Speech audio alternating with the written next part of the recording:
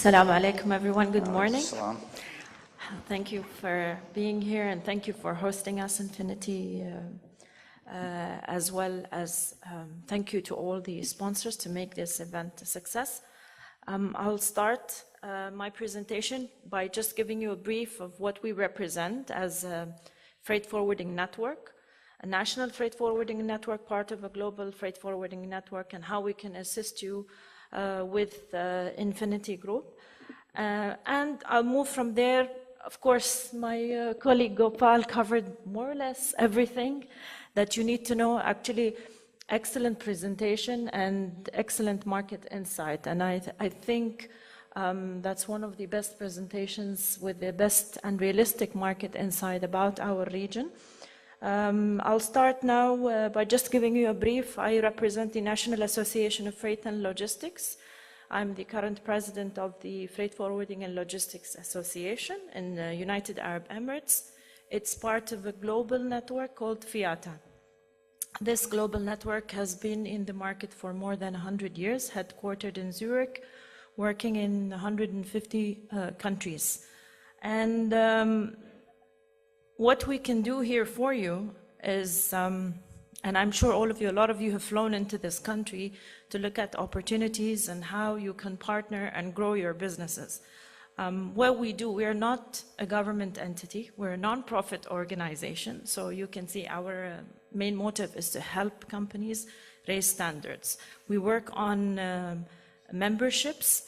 And what we do is represent the freight and logistics industry in the United Arab Emirates as well as on a global scale. We've been in the United Arab Emirates as a chapter of FIATA for more than 25 years.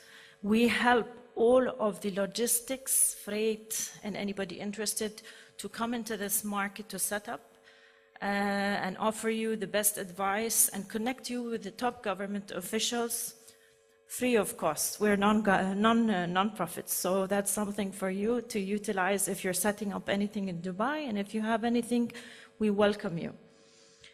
We've got right now more than 370 members, out of which a lot of them are the top global market players, as well as the national top players and the SMEs. And our honorary patron is His Highness Sheikh Ahmed bin Saeed Al Maktoum. You might know he's the head of the Emirates Group, head of the Dubai Civil Aviation Authority, head of the Ports, Customs, and Expo, and many other organizations, mainly related to the logistics and freight industry. We, as an association, are recognized globally through FIATA. FIATA, as I said, works in 150 countries, 44,000 logistics and freight member companies employing 8 to 10 million people. Non-profit, but recognized by all governments in 150 countries, recognized by the United Nations, and have a social and economic understanding with the United Nations, World Trade Organization, World Customer Organization, International Chamber of Commerce, IRU, and many other organizations. Also with IATA, the International Air Transport Association. Now, as I said, a lot of the information about the market growth, market challenges have been mentioned, but looking at the UAE market, it will be fueled, and one of the key drivers of the growth in our market in the upcoming years will be mainly coming from the Dubai Expo 2020. In addition to that, the other growth opportunities will arise from the expansions, capacity expansions, airport expansions, as well as the huge mega projects that are taking place. Every day you'll see a new project announced. All of these projects will be ready before October 2020, so you have a 3-year gap where all of these projects will be ready, where all the import-export business will increase. We have the air freight increase, annual air freight increase from 2017 to 2021 of 4.8% as per the Chamber of Commerce.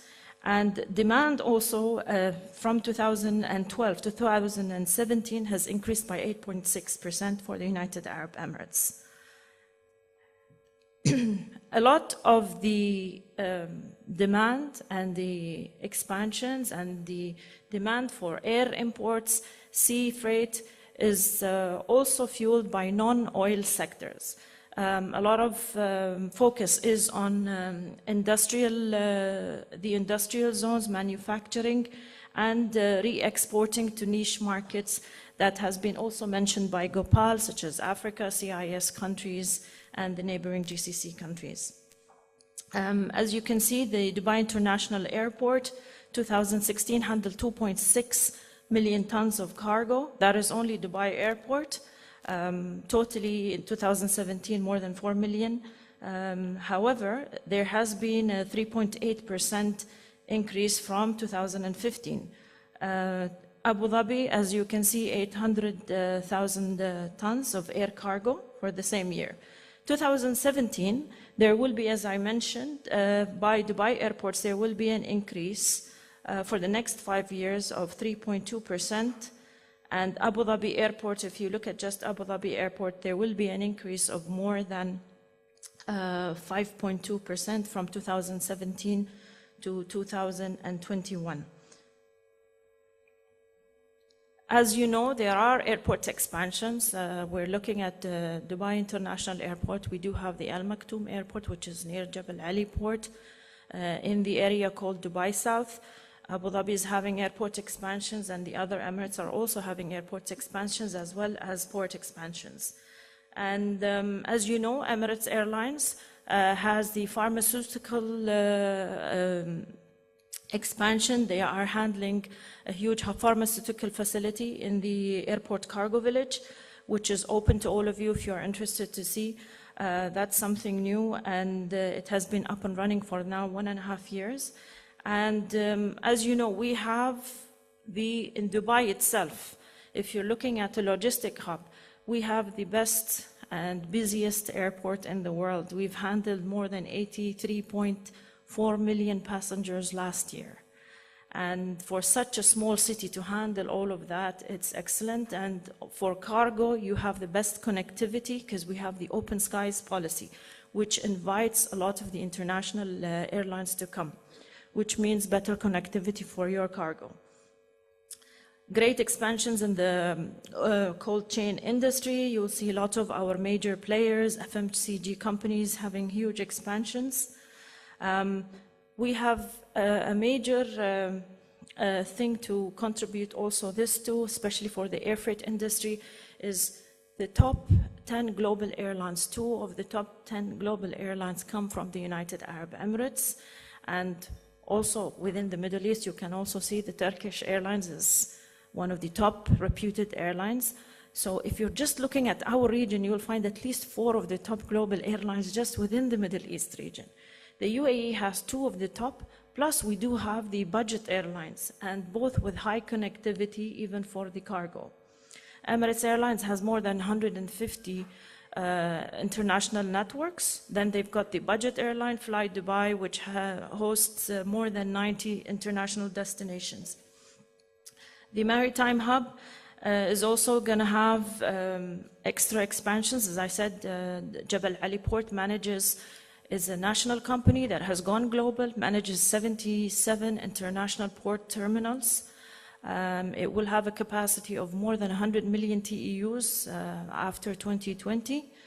Locally within the UAE region, they have recently handled more than 21 million TEUs, and it is expected within 2021 to reach 28.4 million TEUs for the United Arab Emirates.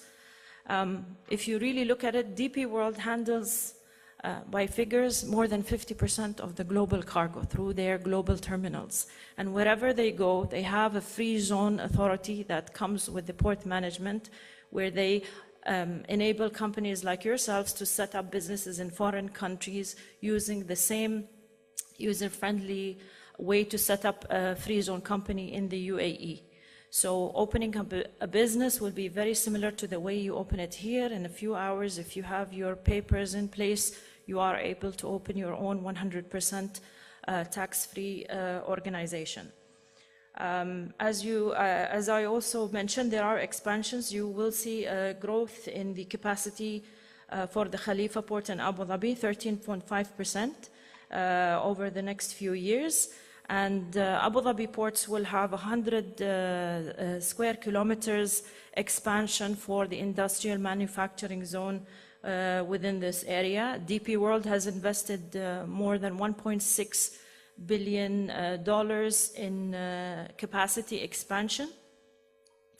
And it's just, I will share the presentation, all the figures with you, but you are more than welcome to contact us anytime if you need any more information. If you are into the sea air business, I would recommend you to start up a company within the Dubai South DMCC. Why Dubai South? You have the port, Jebel Ali Port, a bonded area and the bridge to the international airport, Al Maktoum Airport, a free zone city attached to it. And we have the first virtual seamless corridor between the port and the various airports within Dubai.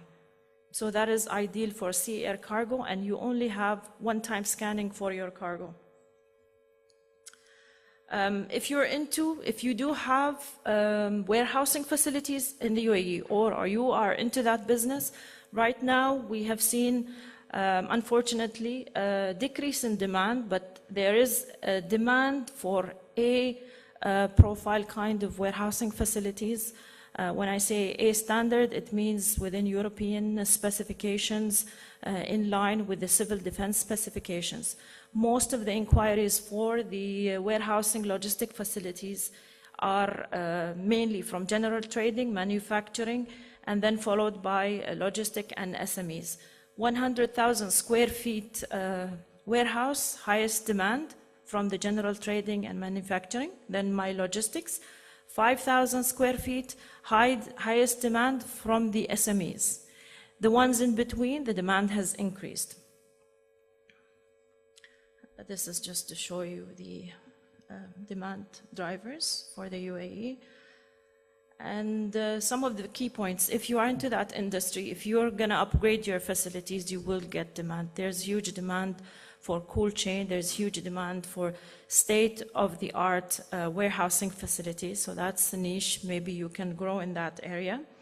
The UAE, as mentioned, is looking at being, especially Dubai, being a smart city, smart, innovative city, accelerator city, a hub for innovators, a hub to retain innovators. So all of our systems will be using smart services. Our customs are the first customs within the UAE to have smart services over your mobile phones. Pre-clearance is done here. All of the services are online. If you go to Dubai Trade web portal, everything, whether you're a shipping line, air freight, logistics, multimodal transporter, you use the online portal. The online portal of Dubai Trade is also a gateway for people who have logistic companies, transport companies, as well as warehousing. We have a system similar to Uber, which guarantees you that you are gonna rent your warehousing facilities, make sure your trucks are in use, and guaranteed payment through the Dubai Trade web portal. It's called Logigate. This is the new software that is part of Dubai government services for all the logistic companies. As I've said, the market disruptors, but it's also Dubai is looking at being digitalizing everything, being a smart city, having all government services use smart services.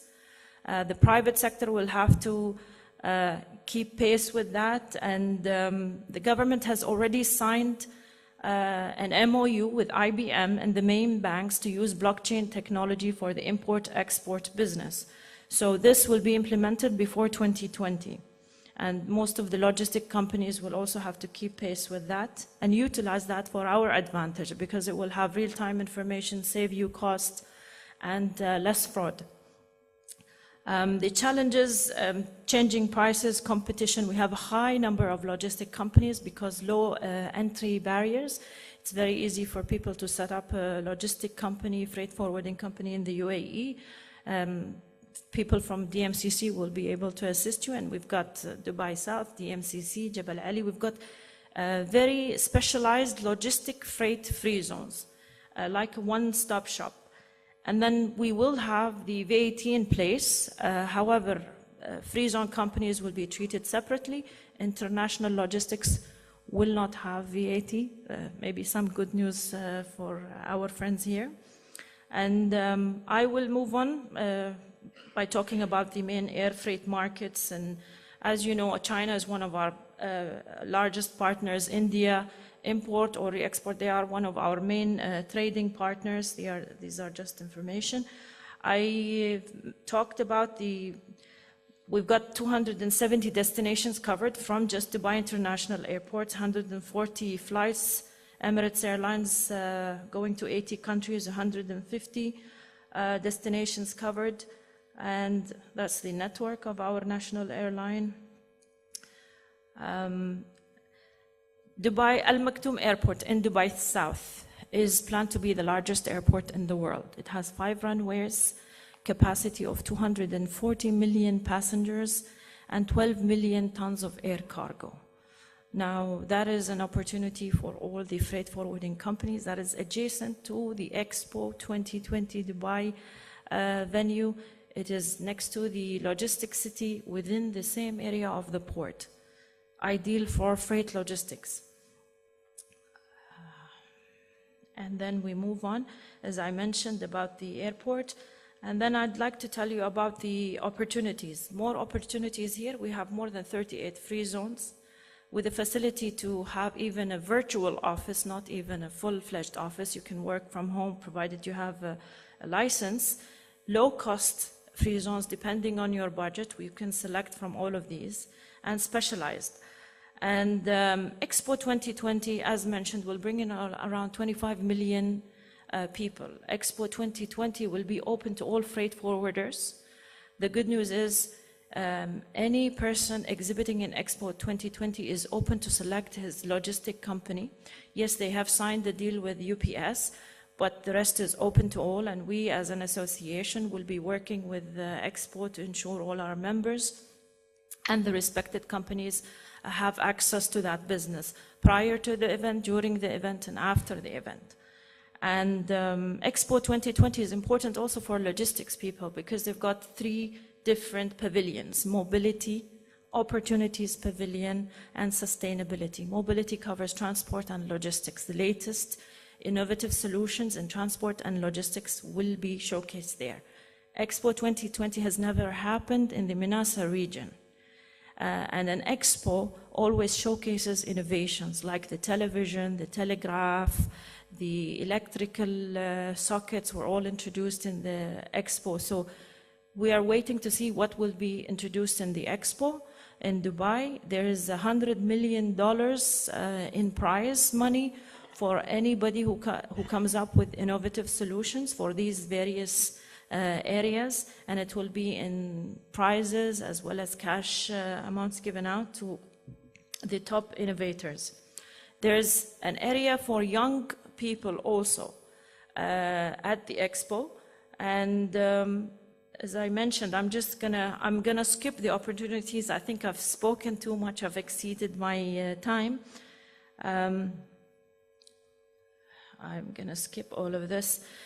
One thing that also will change the logistic market is the multimodal logistics and transport usage. Dubai and Abu Dhabi will be having the Hyperloop introduced before 2020. It has a speed of 1,200 kilometers per hour. You can move from Dubai to Abu Dhabi within 12 minutes. It is for cargo and passenger.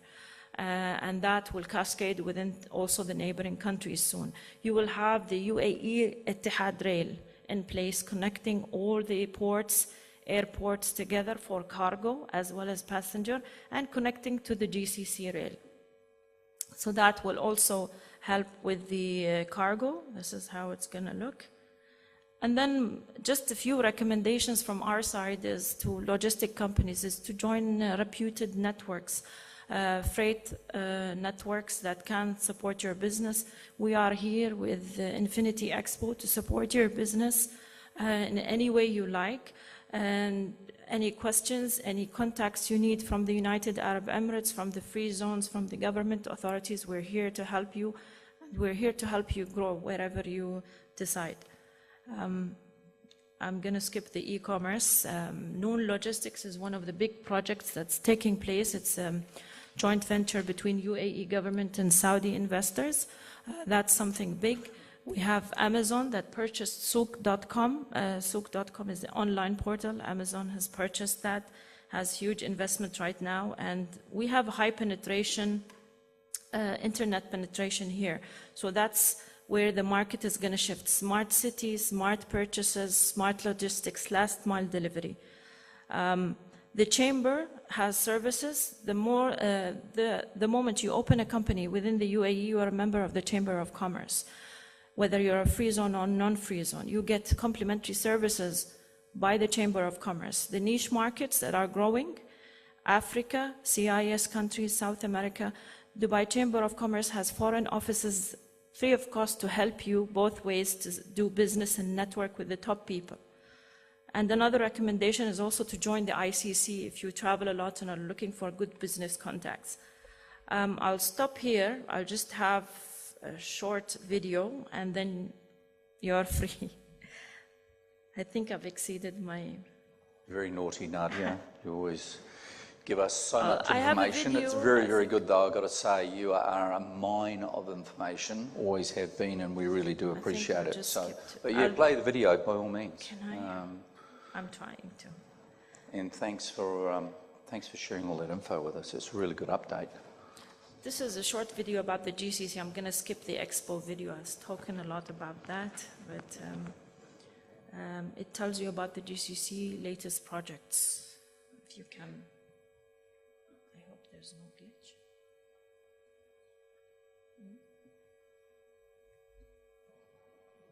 Can that be downloaded, Nadia, from anywhere? That video with the latest projects? Online? I hope somewhere? so. Where did you get it? From YouTube. YouTube? Okay, good. Yeah, we've got to track facilitation business. It's always good to send it around the world to places.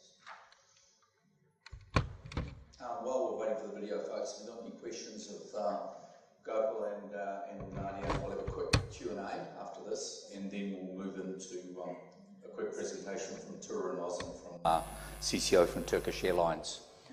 And Tura, I'm going to ask you to keep it. We did talk about it before, say 10, 15 minutes, quick presentation, then a Q&A with you as well. Yeah? Good on you. Appreciate it.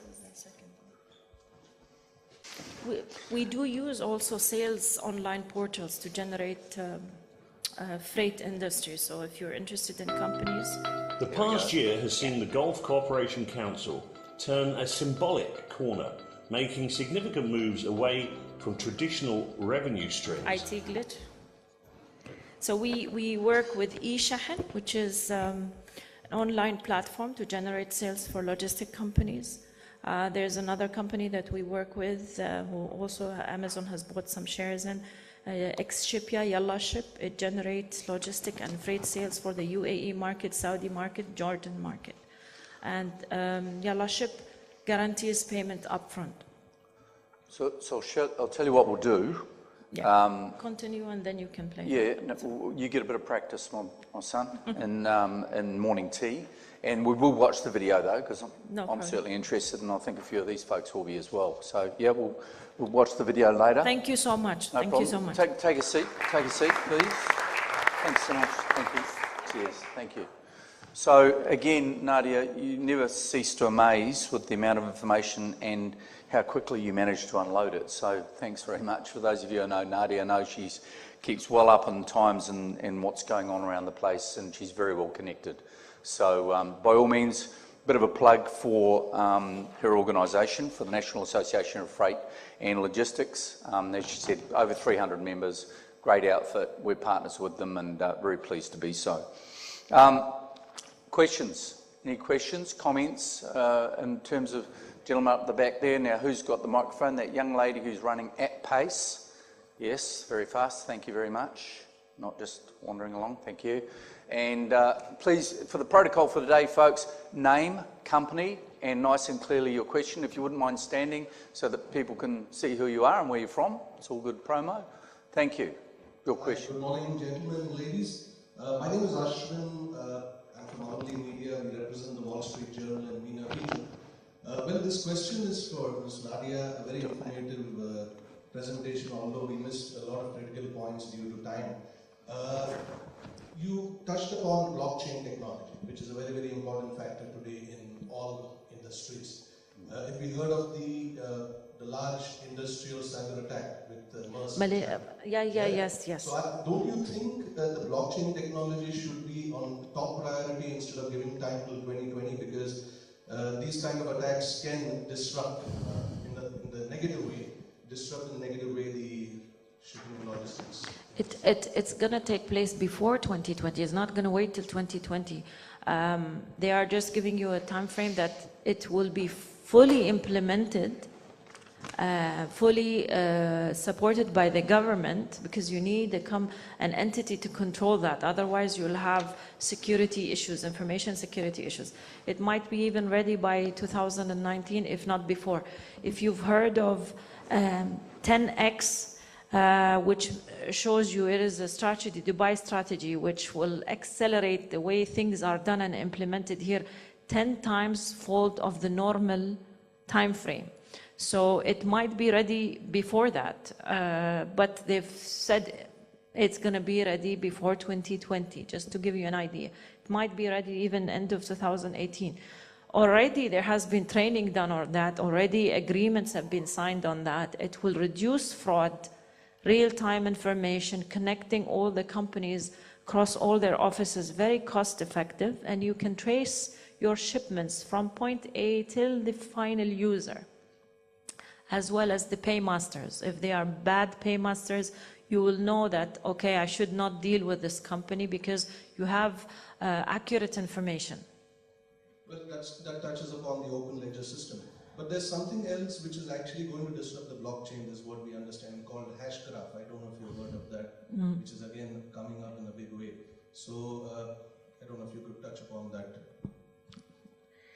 I'm not that familiar with that, but I know that anything related to technology, Internet of Things, robotics, it's being introduced. Already DP World is using robotics in their Terminal 3.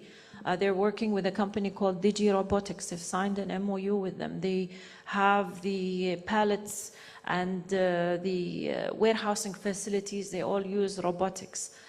Terminal 3 is totally automated. The clearance, pre-clearance, import, export documentation, everything is online and on the phone right now. So they are moving towards that direction. Whatever is good for the economy and for the business, they will definitely move towards that area, because they're trying to facilitate trade and enhance it and speed it up instead of delay.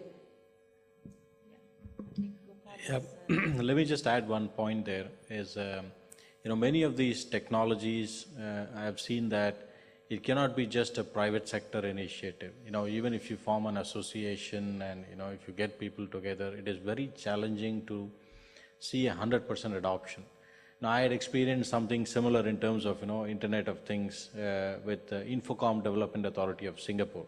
IDA is sort of the apex body which does all the planning, and they had to integrate the various facilities like Changi and the customs and EDB and IE, these kind of entities to actually drive some of these technologies into implementing it.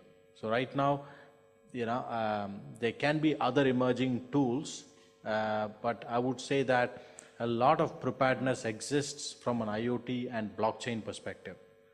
And the timeline, I think, is also fair to give it 2 to 3 years timeline, because if you see the shipping industry, the way it has, or the general logistics industry, the way it has transformed from heavy paper to digitization, it has taken a long time.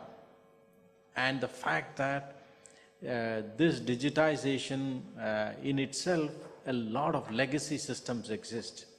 For example, today, some of the systems, we may be surprised, some of the shipping companies and logistics companies may be still running some legacy systems on C, C++ and programming languages which are like totally forgotten, So the next change for it to be driven, I think, it's certainly a leap, and that which gets cascaded from a top down is going to have a better, sort of acceptance across the board, and we will see that, like Nadia was saying, with the implementation of 10x, I think this is going to have industry-wide positive impact.